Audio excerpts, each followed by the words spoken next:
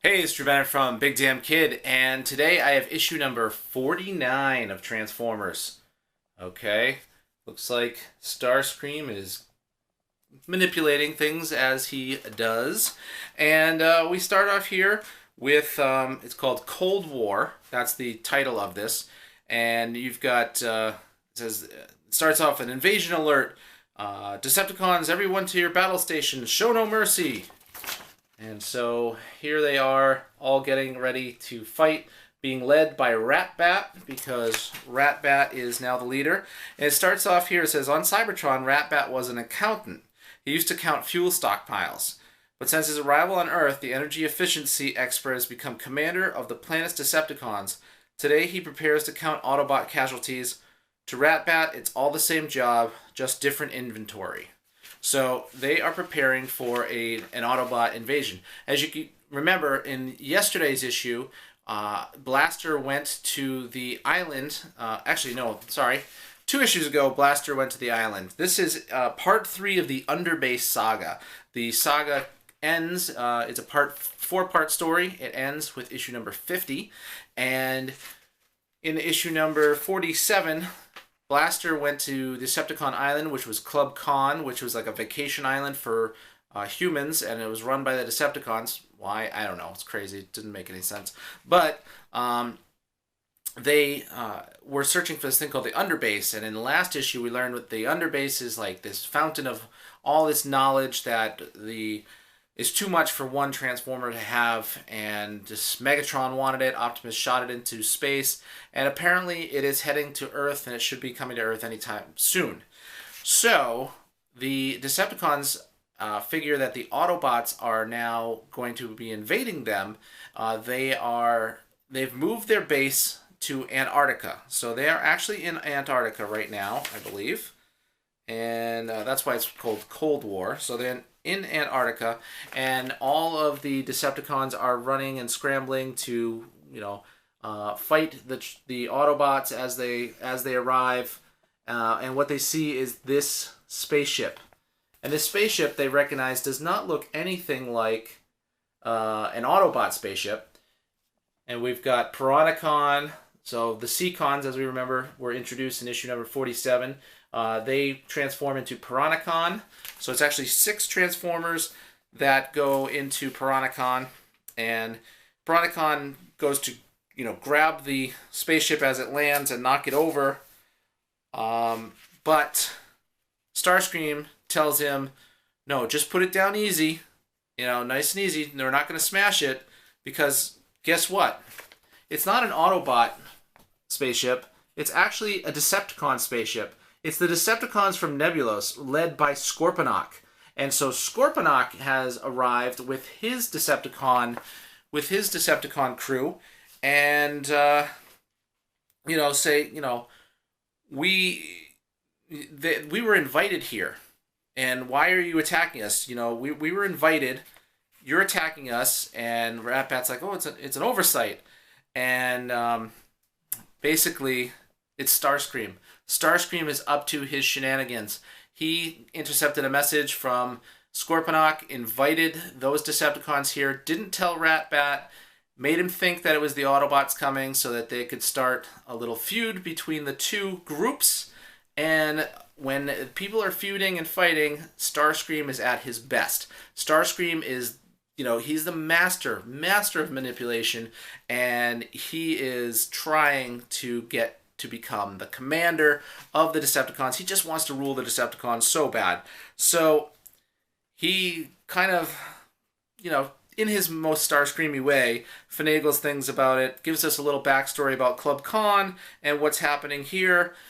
And now we've got these two commanders, Scorponok and Ratbat, kind of at odds with each other, because we don't have Megatron, we don't have Shockwave. Shockwave, as you know, when they flew the rocket into space, the island rocket into space, Shockwave fell into Earth's atmosphere and burnt up. Is he dead? Who knows? Probably not. Of course not. And then Megatron blew himself up in the space bridge, but is he dead? No, of course not. So So they're there and they're talking about they have Buster Witwicky, this human, and basically the humans are worthless, feeble-minded fleshlings. He's going to be scheduled for imminent termination, and this kind of ticks off Scorponok because he then transforms into Lord Zarok, and Lord Zarok, confronts Ratbat that yeah, he is a fleshling and he and all the other headmasters are too, and they command the Decepticons from Nebulos. So, you better watch what you say about the humans. Although they're not humans, and he does say, Ratbat, does say, but humans and Decepticons can't, and they're not humans. And no one ever corrects them that they're not humans, that they're from Nebulos. Just point of contention with me. I don't know why, but it is. Back in the Caribbean, we have Fortress Maximus is like a floating battle station with Optimus Prime, Power Master Optimus Prime, and Blaster, and they're out there looking for the island. They can't find the island. Blaster's kicking himself because they can't find the island. He should have stayed. There's no way he put Buster's life in danger, and Spike is there as well. So, Blaster's feeling a little down on himself for what he's doing there. And Optimus tells him, nonsense. You discovered the Decepticons possess knowledge of an awesome power of unknown origin. That information is a great help to us. Now, if Blaster listened to the tapes or knew the information on the tapes, he would know that it's the Underbase, and he would know about Optimus Prime, and Optimus Prime would know about the Underbase. So why doesn't he just tell him it's the Underbase? I don't know. It doesn't make any sense to me at all. So, Optimus and the Fortress Maximus and Blaster, they're like, we will find your brother, and, we want to know where they are. We don't know where they are. We find out that they're in the Arctic. I'm sorry, not Antarctica. They're in the Arctic. So, here in the Arctic, you got the two groups are kind of meshing a bit. They're talking, showing each other the basis of operation. And they go and they find Buster Witwicky. They hit him under a box. I don't know, whatever. And so there's Buster, and Buster. They tell him he's scheduled for immediate termination. And in that case, of immediate termination, it's going to be Starscream is going to carry it out. So Starscream is going to take Buster and terminate him. Meanwhile, let's see. We've got the two other groups get mad at each other. Let's see. Again, they're hiding more information. They're hiding the stuff about the Underbase. And let's see. So it ends up that they are going to end up fighting. So the Scorponok and his guys, they want to go back to their ship, but the Predacons and the Seacons are preventing them from doing so, and so we're going to get a big old fight. Meanwhile, Starscream takes off with Buster. Why he doesn't just kill him, remains to be seen. So, basically, Starscream tells him that it will be Buster's termination that binds the two Decepticon groups together. And because Starscream doesn't want them to fight, he wants them to come together, so it's going to be his terminating of Buster that's going to bring them all together. Why exactly? I don't know. And so we get some fighting. We get the guys from Nebulos all come pouring out of the ship, the rest of the guys out there, and now we're going to get some fighting action happening here. So Decepticon and Decepticon fighting action. And they are, let's see. So you got, Ape Face versus some of the Predacons. You've got some other guys just, bashing into each other. There's a lot of smashing and bashing here happening in this issue. The guys are just, attacking and fighting, and they're going to go and go and go. All the way through. Oh, jeez. Scorponok destroys Tantrum. Just rips him apart. Look at that. That is... Ooh.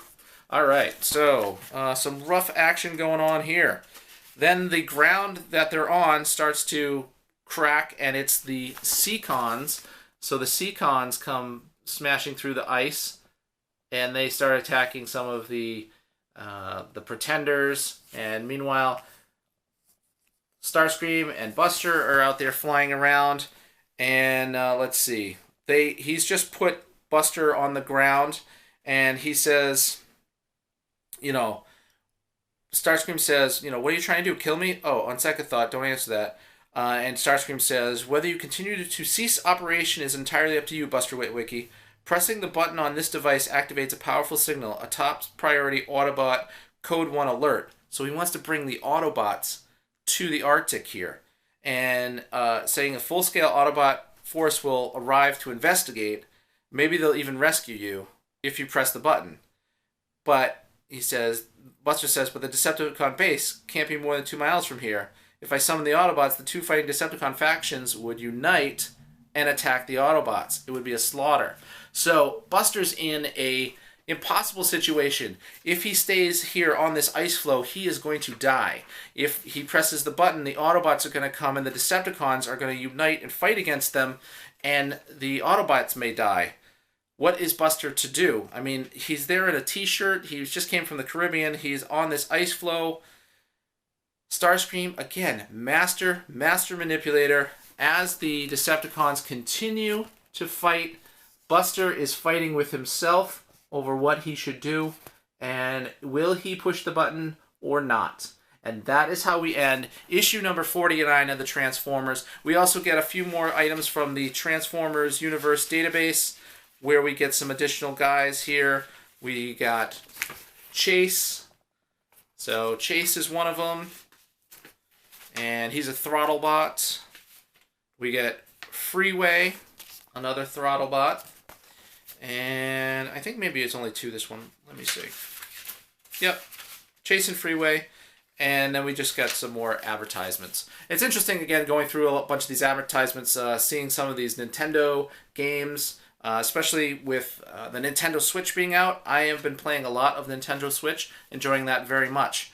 Also, I want to point out the new t-shirt that I got is the Mini Bat. So this is from Ripped Apparel. It's one of their Lego line of different t-shirts. Ripped Apparel, I bought this myself, but I am an affiliate of Ripped Apparel. They send me some different t-shirts from time to time. I love their stuff. I got this because I'm going to Philly Brickfest Live in April, and I wanted to wear some Lego stuff, so I got this one and one other one, which I'll show you in a different video, but probably not number 50, because number 50, I definitely gotta be wearing some Transformers gear for that. Anyway, this is Drew Bennett from Big Damn Kid. You can find me on Instagram and Twitter and Facebook as Big Damn Kid. If you like and you subscribe, then you can see all my videos every day. I'd love it if you leave me a comment. Let me know what you think about how I'm doing things and how I could do it better and what you'd like to see. And as always, thanks for watching.